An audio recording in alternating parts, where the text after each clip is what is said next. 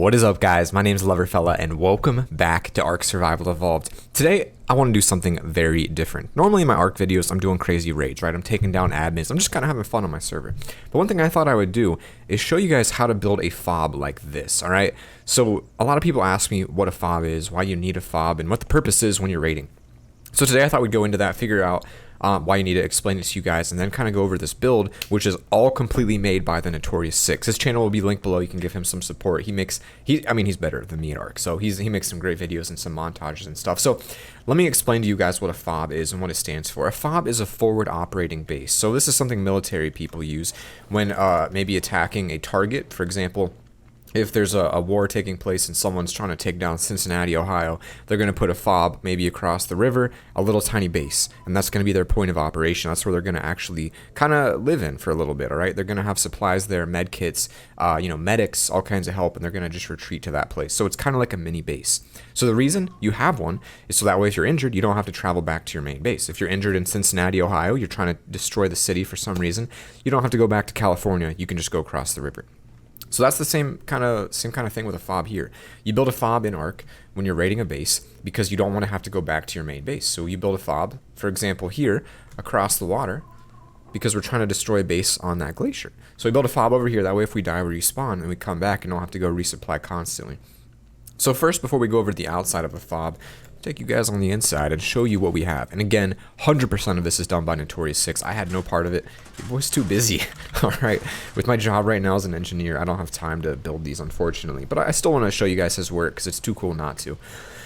So this is, in my opinion, the best fob. And if you want to design like this, you can count how many squares we have and make it happen. Obviously, clear walls are a mod and everything. But you're going to get inside, you're going to see that we have a whole bunch of vaults. And what I recommend is doing this exact same strategy. Vaults of helmets. Excuse me, I'm sorry for burping. Vaults of armor. We'll actually go ahead and take a little bit of that now. And you go down, and you just have supplies and supplies and supplies. That way when you die, because you're probably going to die when raiding a big base, you're going to be able to come here and just resupply.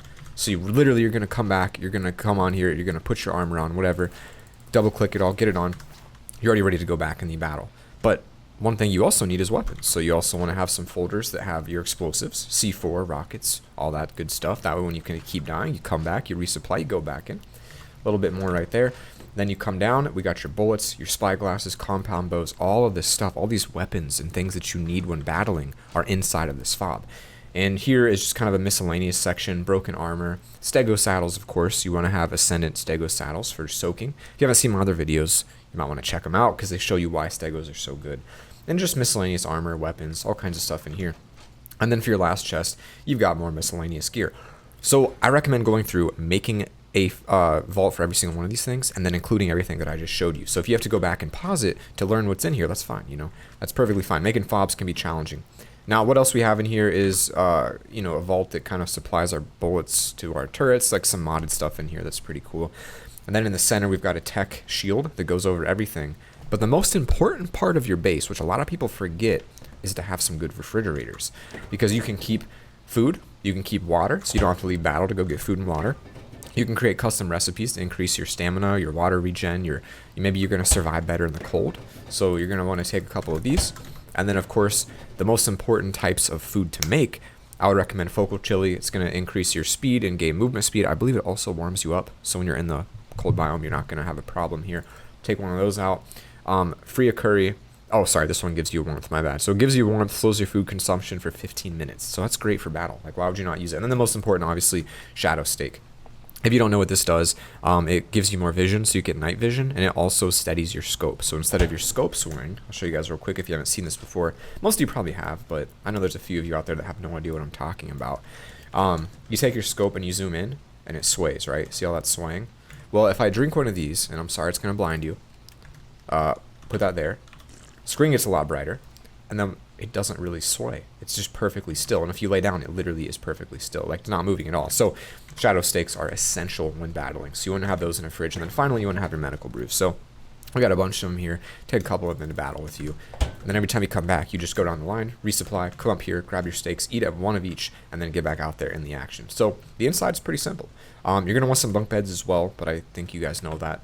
Put these here so you can respawn, obviously, which is pretty important. And then you want to have a tech shield if possible. So we're rating a big base, so we obviously got a tech shield for it. And we're going to continue to rate that base, or maybe we'll already have wiped it by the time you see this video.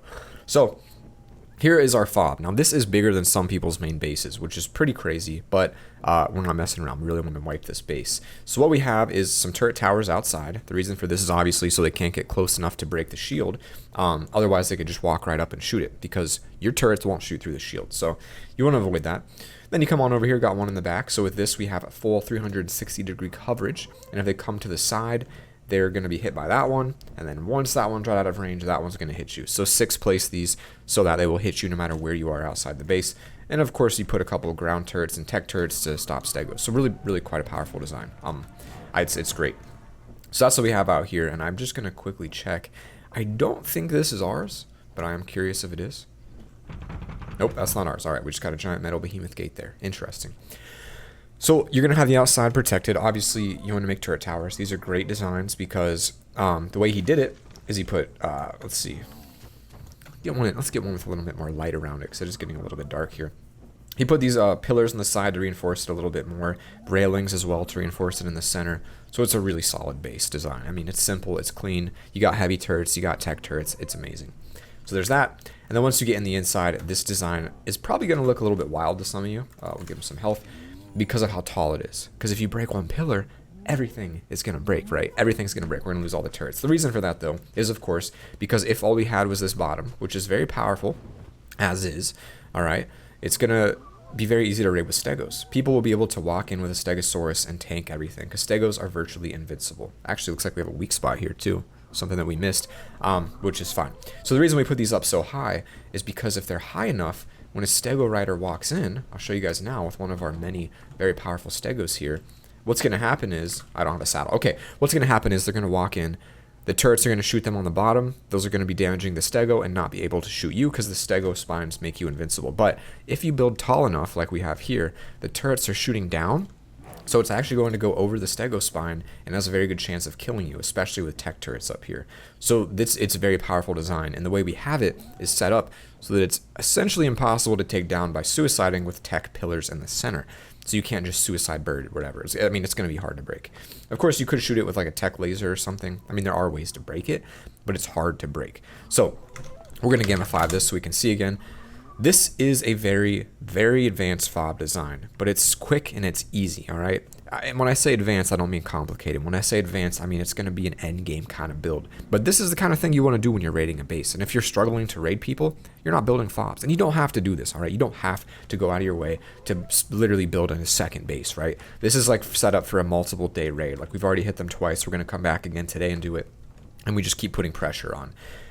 And we also have turrets up here. We don't want people to be able to land here. So we have a couple turrets that are sitting up on the glaciers just so that we have this whole section to ourselves. So what I would recommend when you're building one of these is like a pro tip at the end here. Leave your tribe, all right? Leave your tribe and then try to see where you can stand without being shot. So jump out of your tribe when you have friends on, come over here, put a bed down or something, and then say, all right, if I stand here, will I get shot? Yeah, probably. Maybe if you move over here, are you going to get shot? You stand here and, you know, obviously there's a turret there.